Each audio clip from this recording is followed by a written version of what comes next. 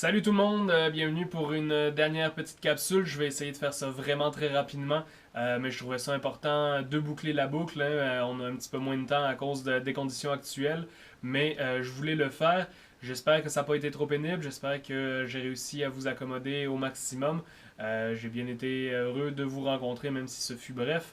Donc, sans plus tarder, je commence pour une dernière fois avec la guerre froide. Je fais quelques secondes sur la fin de la Deuxième Guerre mondiale parce qu'on ne peut pas comprendre la fin de la guerre froide si on ne va pas avec la Deuxième Guerre mondiale. Je vous ai mis un petit peu de musique métal pour vous réveiller, j'aime ça de temps en temps, hein, vous brasser un peu.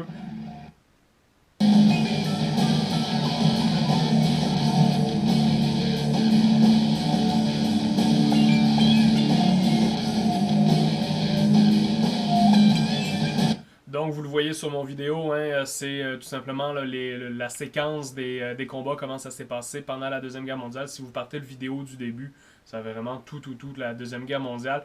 Je vous le montre pas, hein, c'est vraiment à votre discrétion. Je voulais vous shaker un peu pour partir. C'est vraiment là, pour vous montrer en fait là où j'ai arrêté le vidéo. On est rendu à ce moment-là au début de la guerre froide.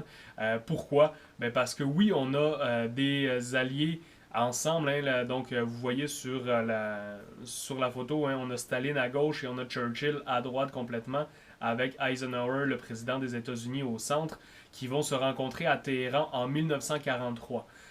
En 1943, ça va pas du tout bien la guerre pour les Alliés, hein, c'est même plutôt difficile. Euh, les Allemands sont au sommet de leur puissance, ils commencent à rencontrer des premières défaites, mais ça va pas très bien. Donc, qu'est-ce que les Alliés font à cette conférence de Téhéran-là? Pourquoi Téhéran? Premièrement, hein, parce que c'est loin de la guerre, c'est en Iran. Vous le voyez, là, la petite étoile juste en haut à gauche de Iran. C'est loin des combats, hein, donc c'est un endroit qui est safe pour les chefs d'État pour se rencontrer. Qu'est-ce qu'ils vont y décider? Donc, rejet d'offensive par la Méditerranée. Winston Churchill voulait faire un débarquement par la Méditerranée, mais on considère que c'est trop dangereux pour les troupes en présence. Création d'une organisation internationale, tout simplement hein, l'ONU, l'Organisation des Nations Unies qu'on a encore aujourd'hui, c'est vraiment décidé à ce moment-là pour collaborer pour les différents pays du monde. Ensuite, on a le démembrement de l'Allemagne nazie. Hein, il faut faire attention, évidemment, c'est les nazis. Annexion, et excusez-moi, j'ai fait une grosse erreur. Annexion du territoire par l'Union soviétique, je vais y revenir tout à l'heure. Déplacement de la Pologne vers l'ouest. Ben oui, ça se peut prendre un pays et le déplacer sur la carte comme ça. Déplacement vers l'ouest, pourquoi? Ben vers l'ouest, on fait perdre des territoires à l'Allemagne et l'Union soviétique de Staline gagne des territoires à l'est. Donc hein, évidemment, c'est Staline qui a fait cette demande-là. Et ensuite, Churchill donc propose de supporter les communistes yougoslaves. Ça, c'est assez intéressant. En fait, c'est surprenant hein, parce que Churchill, l'Angleterre, c'est capitaliste, c'est les premiers. Hein, c'est là que la révolution industrielle s'est passée. Mais en fait, ils savent que les communistes de Tito, je vais vous le présenter tout à l'heure, Tito, ont beaucoup plus de chances de gagner contre les nazis que s'ils envoient leur propre armée. Donc, c'est un cas particulier, mais oui, les capitalistes vont aller aider Tito, même si c'est pas la même allégeance politique, ce qu'ils font aussi en collaborant avec l'URSS de Staline. Au niveau militaire, on a donc les partisans yougoslaves qui vont être soutenus. La Turquie doit rentrer en guerre aux côtés des Alliés, elle doit se décider rapidement. On a l'opération Overlord, hein, le fameux jour J que je vous ai présenté dans l'autre vidéo. Et évidemment, les troupes resteront en contact. Ça semble évident, mais c'est quand même important pour ces ennemis de la veille hein, de dire qu'ils vont rester en contact. Cette première conférence-là, ça je le skip. La première conférence va être suivie d'une deuxième conférence à Yalta, mais là, vous le voyez, on est en 1945. En février 1945, les Allemands, hein, on le sait déjà que la guerre va finir avec les Alliés qui gagnent, mais on ne sait pas encore quand et comment exactement, mais les Allemands sont en déroute, on le sait très bien. Donc c'est pas du tout le même discours, hein. Les Alliés sont en position de force, et vous le voyez dans les décisions qui vont être prises. Donc déjà l'URSS, hein, tout ce qui est en rouge et qui est rayé, c'est occupé par l'URSS, et ils ont bien l'intention de rester dans cette région-là. Et vous le voyez à droite, juste au-dessus de la Turquie, hein, la conférence de Yalta. Donc Yalta, c'est là, c'est juste au nord de la mer Noire. Pourquoi Yalta? Ben parce que Staline est en position de force. Je vous ai montré les orgues de Staline, je vous ai montré la bataille de Kursk. L'URSS est vraiment en position de force, donc Staline veut prouver sa supériorité et dire regardez, vous pouvez venir sur mon territoire national à moi, c'est sécuritaire, il n'y en a pas de problème et ça va fonctionner. Donc Staline est en position de force et ils vont vraiment donc opter pour une stratégie commune pour finir rapidement la guerre. Ils veulent régler le sort de l'Europe. Évidemment, c'est là que ça va accrocher et c'est là vraiment le point central du début de la guerre froide parce que régler le sort de l'Europe après la guerre, il y en a qui vont tirer vers le capitalisme et les autres vont tirer vers le communisme, donc le communisme staliniste. Hein. Donc, ça va vraiment commencer déjà à faire des frictions. Et finalement, donc, garantir une stabilité pour la paix, ça aussi, on va le voir, ça va être quand même un échec assez rapidement. Je vous mets ici un petit document qui est intéressant, donc Churchill's Copy of Secret Agreement with Stalin, que vous pouvez voir en bas complètement. Je vous mets ce petit document-là pour vous nous rappeler, hein, c'est des décisions excessivement importantes. La Deuxième Guerre mondiale, je vous ai présenté le nombre de morts qu'il y a eu, la quantité de vies que ça influence, mais ce genre de document-là nous montre hein, qu'au final, ce sont des hommes. Donc Churchill, pendant la conférence, va écrire sur une feuille de papier « Je propose de séparer la Roumanie 50-50 en sphère d'influence, influence anglaise 50%, capitaliste hein, 50%, et même chose pour les soviétiques. Et il va donner le papier à Staline et Staline va cocher, il va dire oui, ça me convient. Ou il va rayer en disant non, ça me convient pas. Donc ça reste des hommes qui négocient du pouvoir comme ça.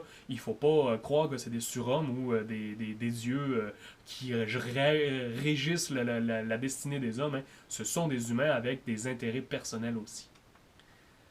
On a donc... ah oui, avant que j'oublie, hein, je voulais faire la pause avec la seconde conférence de Québec. Je l'ai dit hein, la semaine passée, c'est important au Québec, on vit en paix, c'est une chose positive en général, mais il ne se passe pas rien au Québec pour autant. C'est-à-dire que, vous l'avez vu sur ma carte, hein, les Russes ont commencé, les Soviétiques ont commencé à faire une sphère d'influence, à prendre possession des territoires à l'ouest. Mais les alliés de l'Ouest, hein, donc les États-Unis, l'Angleterre et tous les pays alliés, la France aussi, et tous les pays alliés, vont se réunir à Québec et vont en venir à peu près aux mêmes conclusions que Staline, c'est-à-dire qu'ils veulent une partie de l'Europe avec des territoires qui sont sécurisés pour assurer leur paix à eux aussi. Donc il n'y a pas un côté qui est mieux de l'autre. On voit le même système faire d'engrenage d'un bord et de l'autre de cette future confrontation-là. J'en profite donc 1944, conférence militaire, les représentants, et oui, jusqu'à la fin, je vais vous poser des questions. Les représentants, donc Churchill pour l'Angleterre, Roosevelt pour les États-Unis, et pour le Canada, hein, rappelez-vous vos premiers ministres, je le dis de toute façon, vous n'êtes pas là pour me répondre, c'est Lyon Mackenzie King à ce moment-là qui représente le Canada. Donc vous voyez hein, que les choses s'imbriquent, c'est pour ça qu'on vous donne ce genre de connaissances-là. C'est quand même des décisions importantes parce que c'est à Québec, entre autres, qu'on va voir le début de l'opposition au bloc soviétique de la part des Occidentaux, vraiment de l'Ouest complètement. On a une troisième conférence, la conférence de Potsdam en 1945. Et là, vous le voyez, on est rendu en août 1945. La guerre, elle est terminée. Hein. L'exemple le plus flagrant de ça, regardez où est Potsdam sur la carte. On est au milieu de l'Allemagne. On est à quelques centaines de kilomètres de Berlin à peine.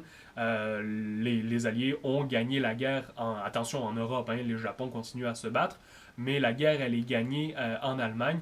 Donc là, c'est vraiment, on se partage le gâteau rendu à ce moment-là. Comment on fait ce partage-là?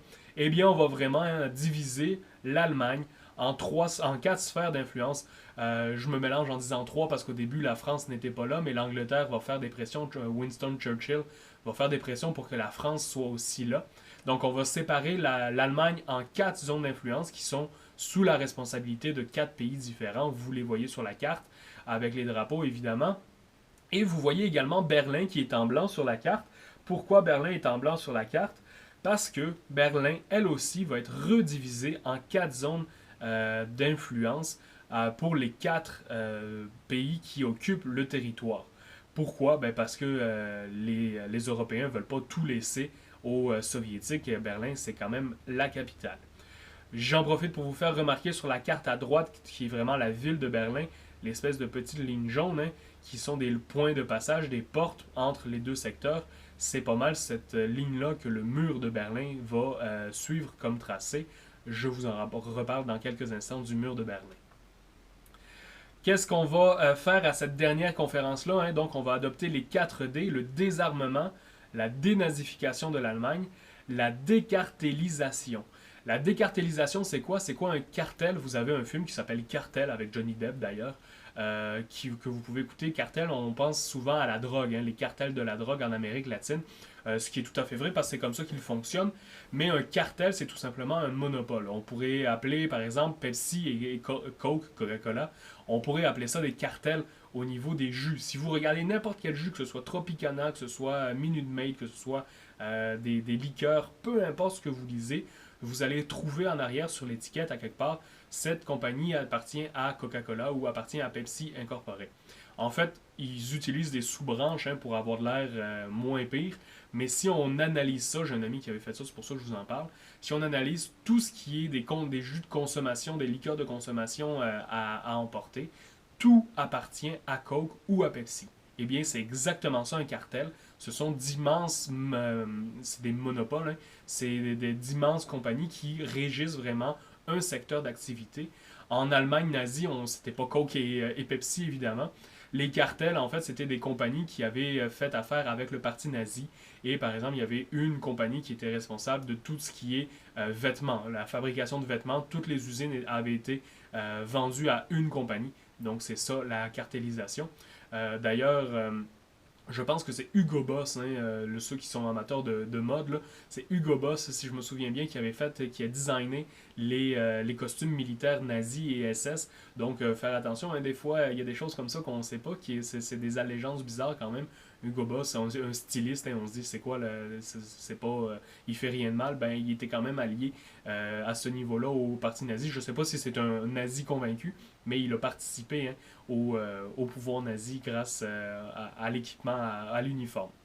Et finalement, notre 4e D, donc démocratisation. Évidemment, chaque camp a sa conception de la démocratisation. On y arrive très rapidement. On va signer des accords plus concrets. Là, je ne l'ai pas dit avant, mais tout ça, c'est plus vraiment pour vous guider, pour faire vraiment un survol très rapide. Vous n'êtes pas obligé de prendre tout ça en note. Vous allez pouvoir le réutiliser dans vos questions si vous en avez besoin. Mais prenez pas tout ça en note, c'est vraiment juste pour conclure. Donc, les accords qui sont signés, élections libres dans les États européens, ça va durer un certain temps. Entrée en guerre de l'Union soviétique contre le Japon, parce que les États-Unis sont fatigués d'être tout seuls contre le Japon. Destruction du militarisme et du nazisme allemand. Division de l'Allemagne, on l'a vu. Réorganisation du comité de Lublin. Le comité de Lublin, qu'est-ce que c'est? C'est en fait les Polonais qui étaient partis en exil avec l'occupation nazie. Ils étaient partis en exil à Londres et ils avaient fait un gouvernement. Les Russes, les Soviétiques, quand ils sont rentrés en Pologne, ont créé leur propre gouvernement polonais. Et là, on accepte de souder ensemble ces deux gouvernements-là pour en faire un nouveau qui serait plus juste et qui représenterait tout le monde sur l'échiquier politique. Théoriquement, ça va, évidemment, ils vont les éliminer rapidement. Ensuite, on a la modalité concernant donc le fonctionnement de l'ONU, je vous en ai parlé de l'ONU, c'est vraiment mis en place à ce moment-là. On a des décisions également, décision des jugements des criminels de guerre, procès de Nuremberg. J'en ai pas parlé pendant la Deuxième Guerre mondiale parce que souvent vous l'avez déjà vu, mais les camps d'extermination des Juifs, comment ça se passait, tout ça, ça aussi, ça pourrait être juste l'extermination des Juifs pendant la Deuxième Guerre mondiale, ça pourrait être un cours complet. C'est excessivement riche, morbide, mais riche comme histoire. Le procès de Nuremberg, en fait, ce qui est important, c'est que pour la première fois dans l'humanité, le verdict de crime contre l'humanité va être prononcé par un juge. C'est-à-dire que pour une première fois, on va accuser les nazis d'avoir voulu exterminer une partie de la population. Et ce jugement de crime contre l'humanité, eh bien maintenant, il est utilisé dans les génocides. On peut parler par exemple du génocide du Rwanda ou du génocide dans le Caucase aussi. Il y en a plusieurs comme ça qui ont eu ce procès-là et ce verdict-là. Mais la première fois que ça a été donné comme jugement, c'est au procès de Nuremberg. Donc quand même, les nazis avaient fait des atrocités qu'on ne peut pas passer sous silence. L'Italie perd ses colonies africaines, l'Italie qui était un allié de l'Allemagne. Un ultimatum avec l'Empire du Japon, vous savez comment ça finit avec les bombes atomiques. Et finalement, la Pologne donc, est tassée vers l'ouest, oui, et on jumelle hein, nos deux gouvernements pour en faire un nouveau. Je continue donc tout de suite après ces trois conférences-là, c'est la fin de la guerre. Hein. On l'a vu avec les bombes nucléaires. Et tout de suite à la fin de la guerre, c'est ça qui est triste en fait, tout de suite à la fin de la guerre, on a cette guerre froide qui va apparaître. C'est quoi la guerre froide? C'est les pays capitalistes, hein, les démocraties occidentales d'un bord et les démocraties soviétiques, communistes de l'autre, donc qui vont s'opposer au niveau idéologique, au niveau militaire et au niveau performance de tout genre. Je vais vous en donner quelques exemples très rapidement. Donc, on a cette opposition qui est vraiment stéréotypée, hein, qui est représentée par les États-Unis face à l'URSS et la guerre froide, hein, ça le dit. Le terme froid, en fait, c'est qu'il n'y a pas d'échange de coups de feu. On n'est pas dans une guerre comme la Deuxième Guerre mondiale où on se tire dessus, il y a des morts et des blessés.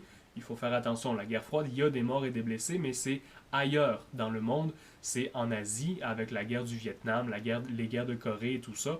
Là, oui, par pays interposé, il va y avoir des guerres chaudes qu'on appelle. Mais la guerre en Europe, elle va être froide parce que c'est tout simplement je suis plus fort que toi, je suis plus gros que toi, je suis plus important que toi, mais il n'y a pas d'échange, il n'y a pas de mort directement sur le terrain. Il y a quand même des choses qui vont se mettre en place hein, pour justement gérer cette guerre froide.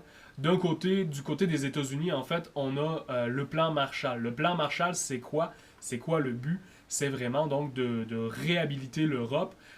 Pourquoi? Ben parce qu'elle est à reconstruire au grand complet. Je vous ai montré des photos de Stalingrad, je vous ai montré des photos de Berlin. C'est vraiment gigantesque le niveau de destruction qu'il peut y avoir à ce moment-là dans les métropoles européennes. Donc l'entièreté des villes sont à reconstruire, les ponts, les chemins de fer, les routes, tout est à reconstruire. Donc le plan Marshall, c'est quoi? C'est tout simplement, on vous prête de l'argent, un prêt financier, et ce prêt financier-là donc, va vous permettre de reconstruire votre pays. Évidemment, ça vient avec une certaine allégeance aux États-Unis en échange au niveau politique. Hein. Ensuite, débouché pour les produits américains, le voilà, la fameuse allégeance. Crainte des Américains hein, pour les institutions démocratiques, c'est la doctrine Truman. Probablement que vous avez déjà entendu ça dans vos cours normalement en monde contemporain, en secondaire 5. La doctrine Truman, hein, c'est l'endiguement tout simplement essayer de contenir l'expansion du communisme. C'est vraiment l'aspect politique de cette doctrine Marshall-là qui est l'aspect plus économique pour la reconstruction de l'Europe. Mais je vous l'ai dit tout à l'heure, hein, c'est pas un côté qui attaque l'autre plus que l'autre. Non, les deux côtés, malheureusement, sont égaux de ce côté-là.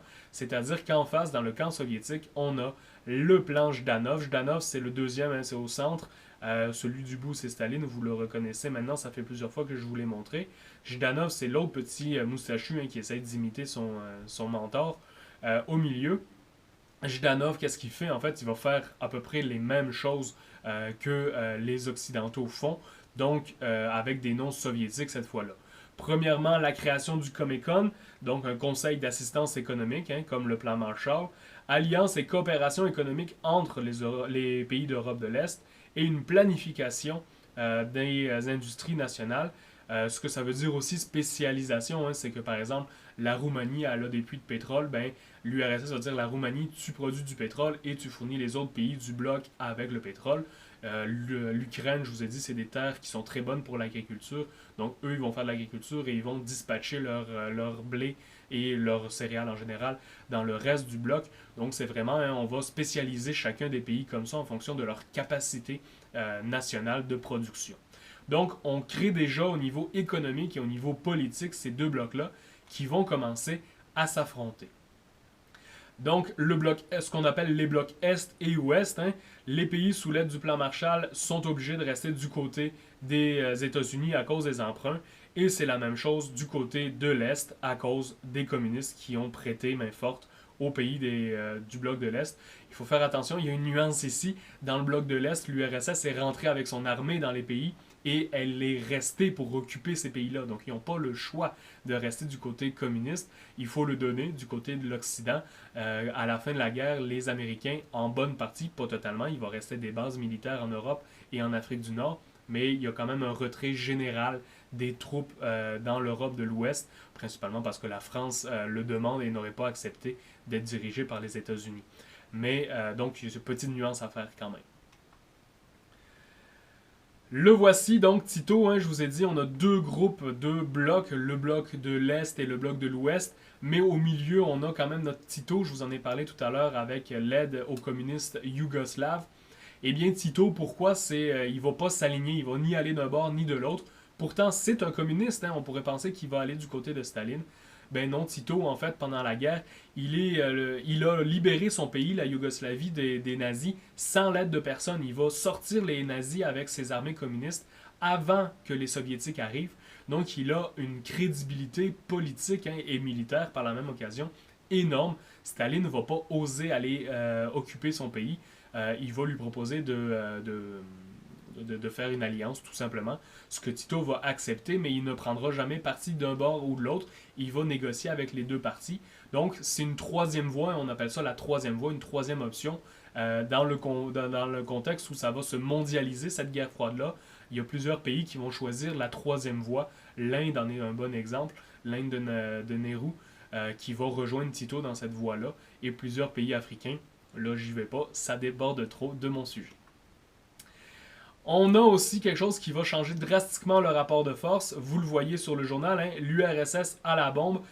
Évidemment, ça, on peut pas, on peut pas le nier, c'est excessivement important.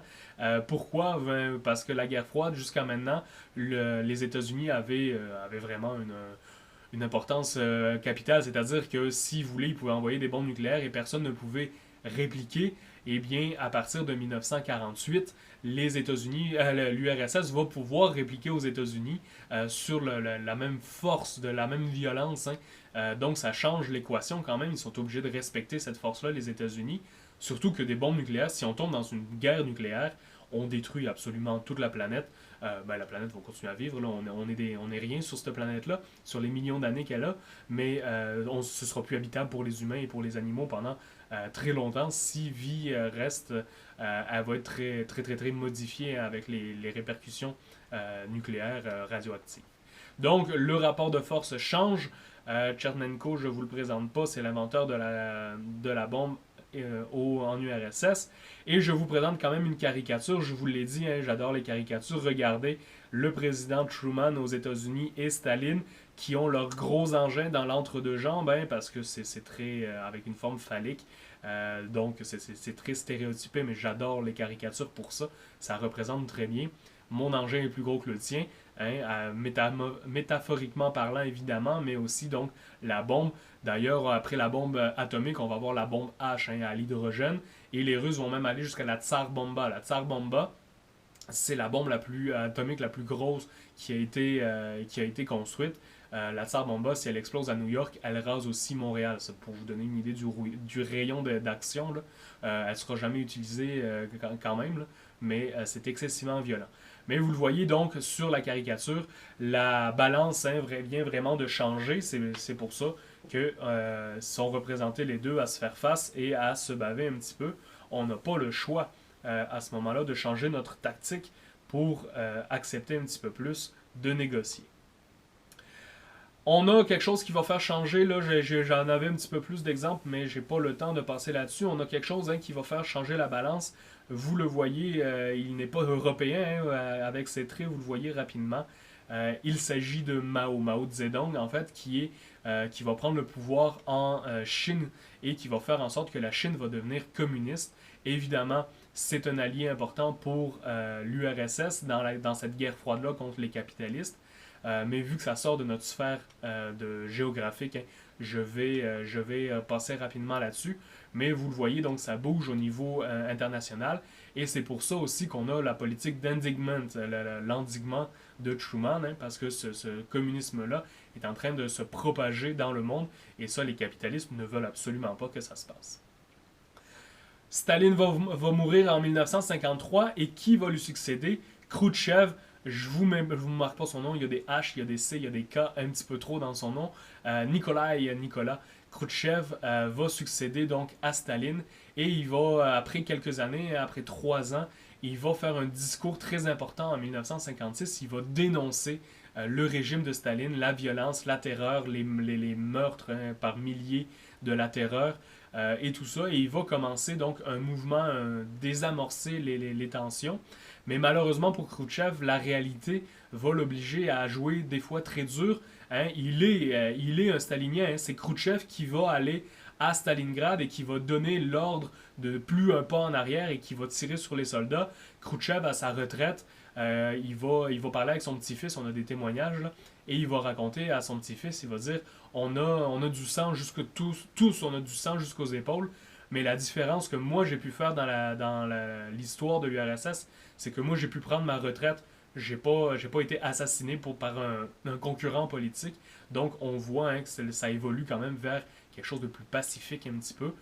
Khrouchtchev, personnage fantastique. Si vous aimez les biographies, là, il a du chien, le monsieur.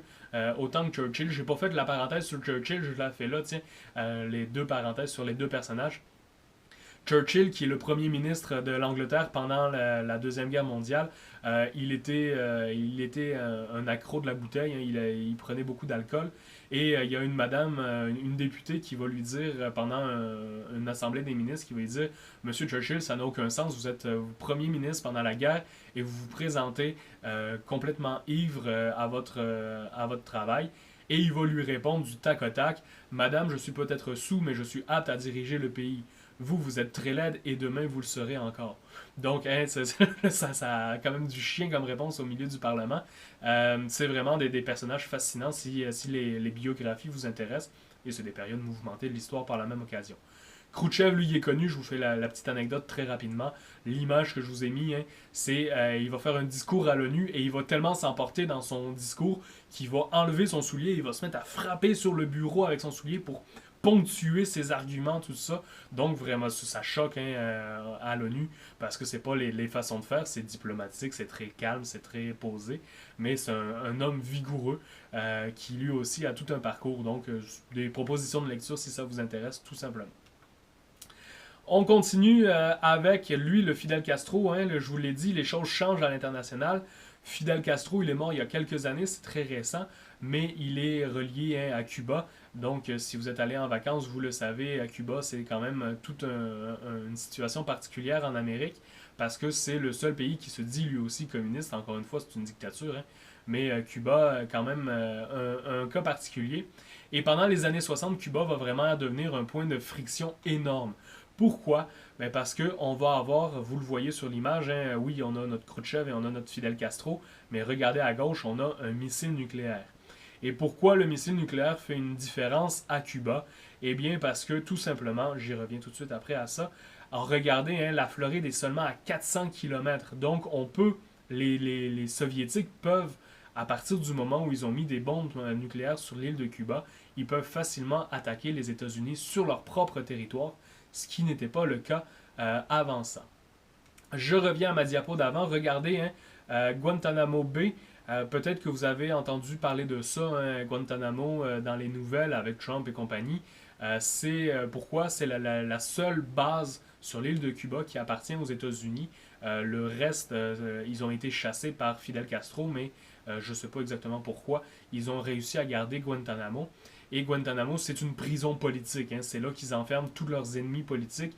Vu que c'est pas sur le territoire national des États-Unis, on sait qu'ils y font de la torture, ils y font les droits civiques ne sont pas appliqués à cet endroit-là.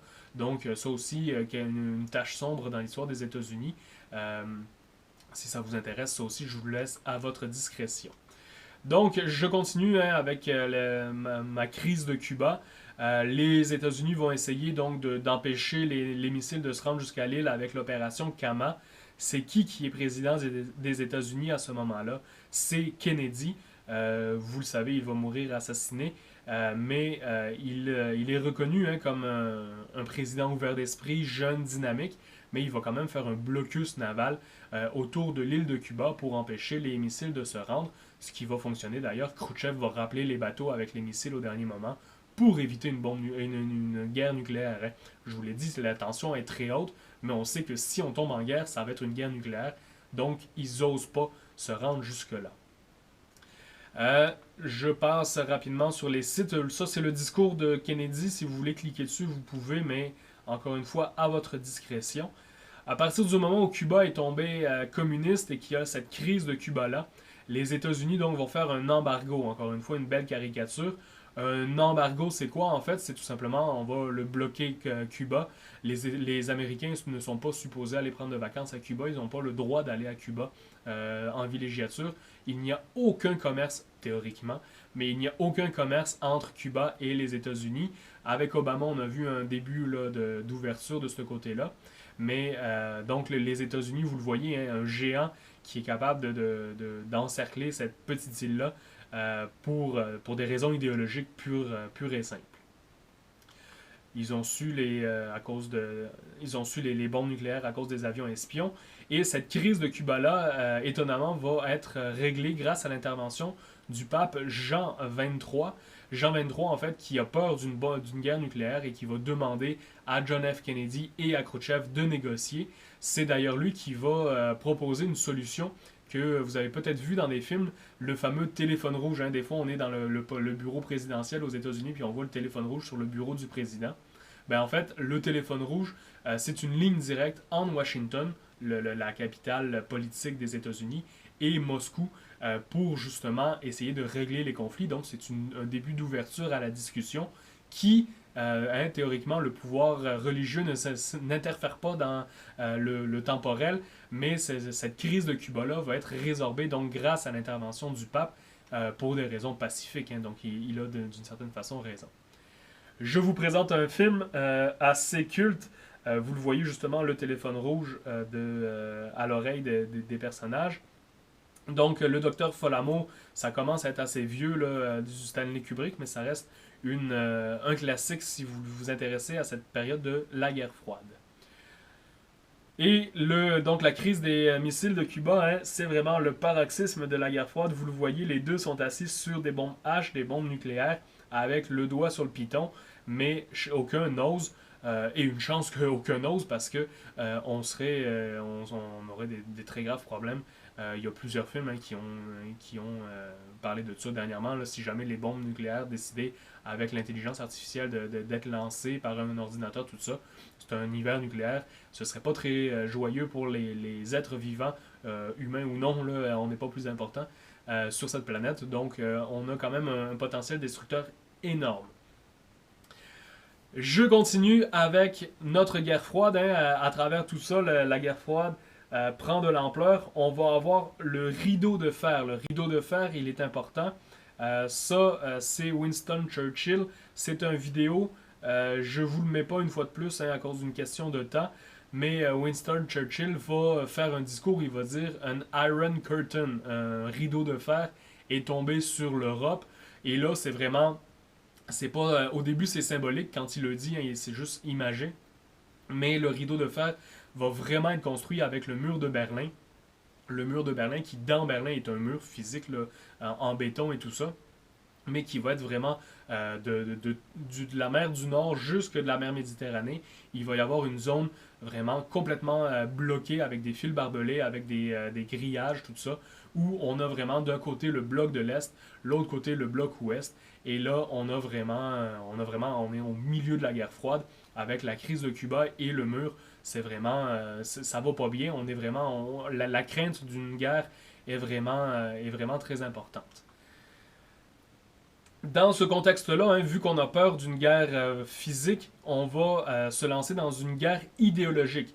C'est-à-dire que les deux blocs vont dire, ben, on peut pas se tuer parce que sinon on va tuer tout le monde, mais ce qui est bien de pas se tuer, mais on va se faire concurrence ailleurs. Là, je vous montre un premier exemple, ça va être au niveau astronomique, c'est-à-dire il va y avoir une nouvelle course, une course à l'espace qui va représenter, dire si on est capable d'aller dans l'espace en premier, ça veut dire que notre idéologie elle est supérieure.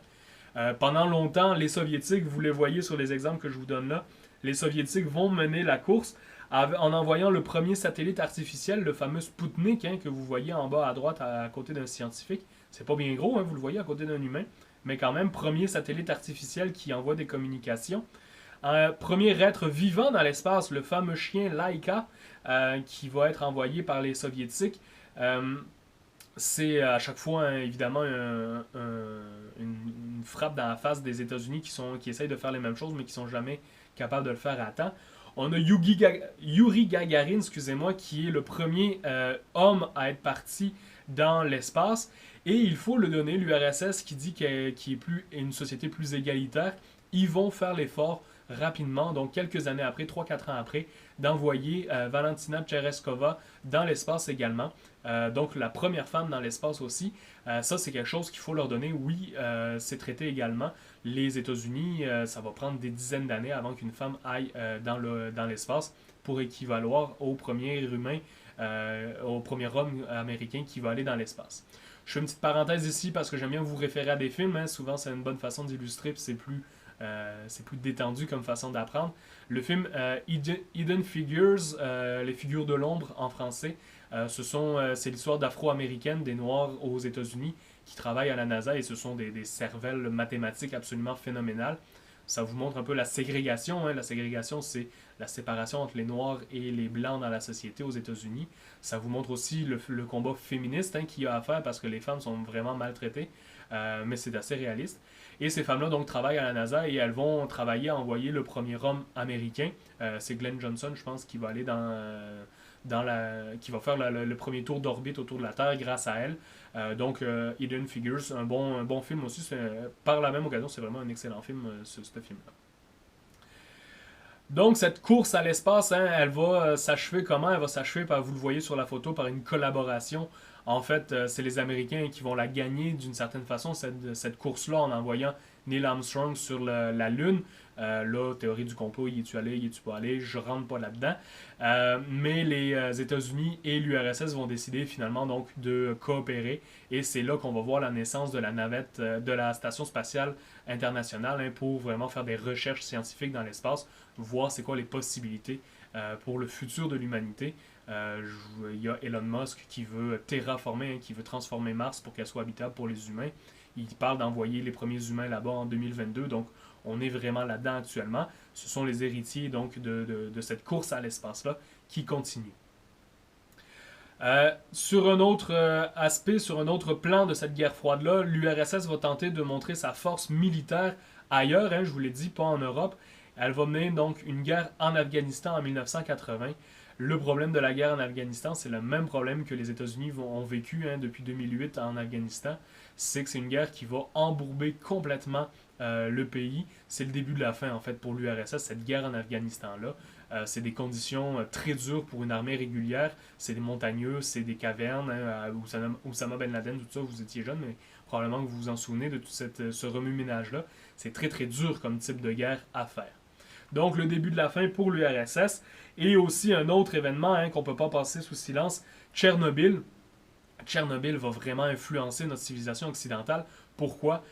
Donc Tchernobyl, très rapidement, hein, une centrale nucléaire en Ukraine, en Biélorussie, je me souviens plus, peu importe. Ils font un exercice de redémarrage pour vérifier que s'il y a un shutdown, tout fonctionne bien. Le problème, c'est que quand ils provoquent cet exercice-là, ça se passe pas bien. Il y a un des refroidisseurs des moteurs nucléaires qui est pas capable de rembarquer sur la génératrice, en parenthèse, et le réacteur nucléaire va chauffer et il va exploser. On pourrait se dire, c'est en URSS, qu'est-ce que ça change pour notre civilisation occidentale? Eh bien, le nuage de particules nucléaires et radioactives va s'étendre jusqu'en Europe. Donc, Allemagne, France, Angleterre, ça va se rendre même jusqu'en Islande, donc au milieu de l'Atlantique. C'est vraiment dramatique au niveau environnemental et au niveau de destruction comme événement. Donc, ça va être vraiment une première étincelle, je ne veux pas faire de mots sales, mais une première prise de conscience vraiment drastique sur l'importance et la dangerosité du nucléaire et aussi au niveau environnemental, le début de faire attention à l'environnement en plus de l'industrialisation et de la pollution qu'on fait. L'aspect vraiment destruction à long terme de l'environnement et donc de notre environnement de vie, va avoir lieu avec Tchernobyl. À cause de Tchernobyl, le nouveau chef de l'URSS, Gorbatchev, que vous voyez à gauche avec la tache de vin sur le front, il est facile à reconnaître, va engager la glasnost et la perestroïka. Qu'est-ce que c'est que la glasnost et la perestroïka? En fait, c'est tout simplement un déconfinement politique. Depuis Staline, on est quand même dans une certaine rigueur. Oui, Khrouchtchev va ouvrir un peu les valves, mais il va y avoir un retour d'autres dirigeants qui vont refermer les valves après. Je vous les ai passés. Gorbatchev va vraiment ouvrir une ouverture politique et une ouverture économique parce qu'il pense que son pays est en train de s'embourber. Ce qui est vrai d'ailleurs, mais cette ouverture idéologique-là, en fait, va laisser place à la contestation et va mener au niveau politique à la chute de l'URSS. Vous le voyez sur mon image à côté, c'est Vladimir Poutine. Vladimir Poutine qui est le dictateur actuel de la Russie. Je ne devrais pas dire ça sur Internet, ils vont venir me tuer. Mais c'est vraiment ça. Là. Depuis la chute du bloc, il y a eu Boris Eltsine qui était là quelques années. Ensuite, ça a été Poutine depuis 1999 et il est encore là. Il y a eu pendant quelques années, son premier ministre est devenu président, lui est devenu premier ministre. Là, il est redevenu premier ministre. Bref, c'est lui qui tire les ficelles depuis toujours. C'est vraiment un nouveau dictateur, mais un dictateur moderne. Ça, je m'y attarde pas. C'est pas la job des historiens. L'histoire actuelle, c'est juste que quand même, je voulais vous le présenter. Poutine, d'ailleurs, a fait sa carrière dans la police politique, dans le KGB. Donc, c'est pas un enfant de cœur, pas du tout.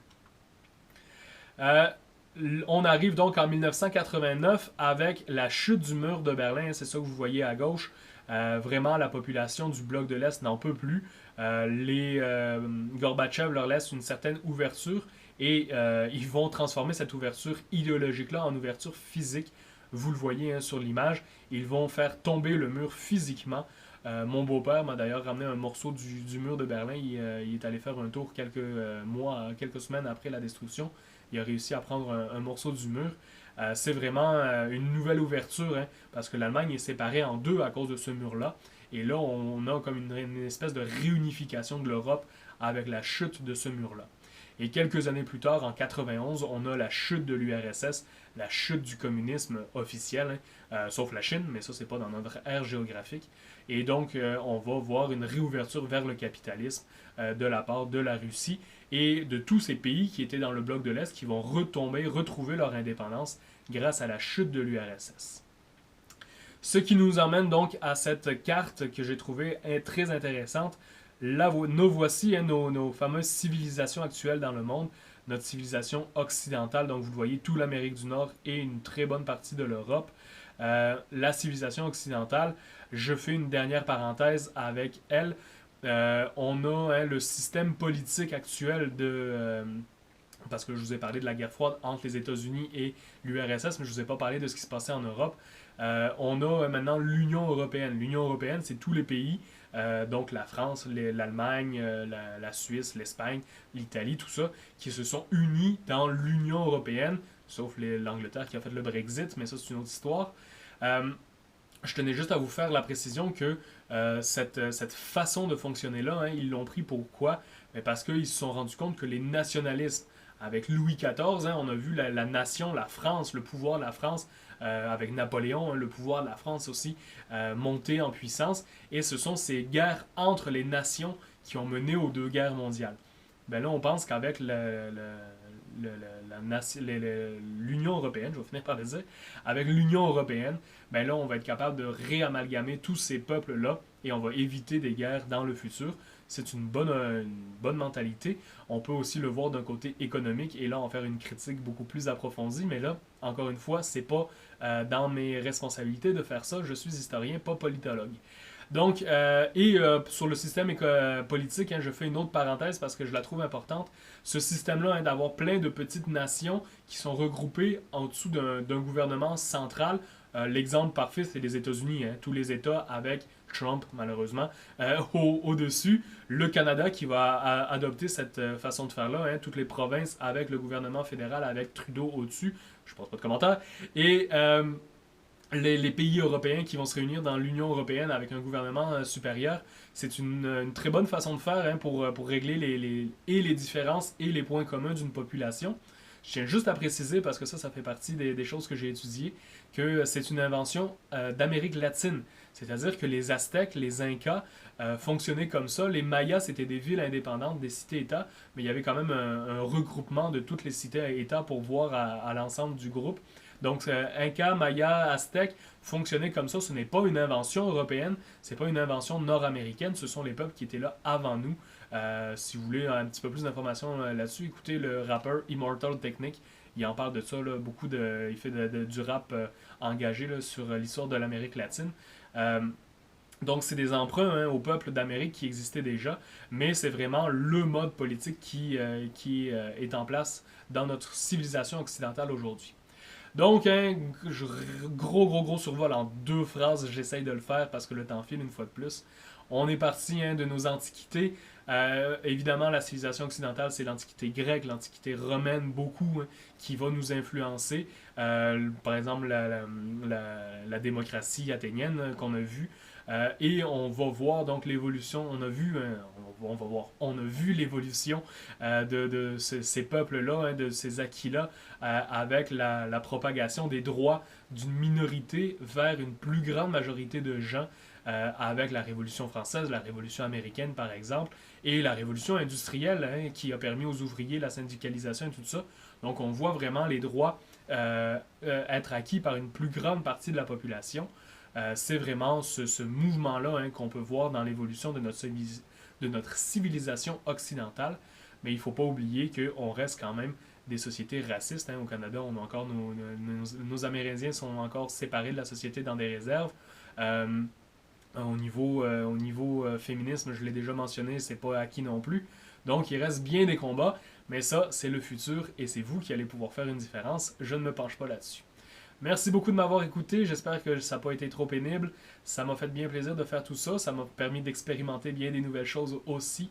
Et à une prochaine fois, j'espère qu'on se recroisera dans les corridors. Faites attention à vous, faites attention à votre famille et note personnelle à la fin. Faites ce que vous voulez de votre vie. On essaye de faire beaucoup de choses. On devrait savoir en secondaire 5 ce qu'on veut faire pour le restant de nos jours, un métier et tout ça. Apprenez à vivre, la vie va vous mener là où il faut que vous alliez. Donc, c'est pas tous les jours facile. Prenez le temps de respirer. On est dans une société excessivement stressée aussi. Là. Prenez le temps de respirer, de réfléchir et je vous souhaite le meilleur. Salut!